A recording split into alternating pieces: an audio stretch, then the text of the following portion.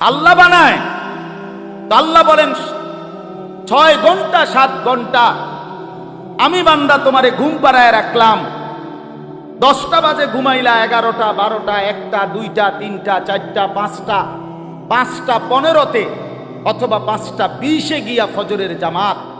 7 ঘন্টা বান্দা তোমারে আমি ঘুম পাড়াইয়া রাখলাম, বিনিময়ে 7 ঘন্টা পরে আমি আল্লাহ মাত্র 4 রাকাত নামাজের জন্য তোমার কাছে আবদার জানাইলাম। বান্দা ওইটা আমারে 4টা রাকাত নামাজ পড়ে প্রয়োজনে আবার তুমি বিশ্রাম করো, আমার কোনো আপত্তি থাকবে না। তুমি নাফরমান, সেই মালিকের দেওয়া 7 ঘন্টা 6 ঘন্টা ঘুমাইয়াও তুমি 4 রাকাত নামাজের জন্য উঠলা না।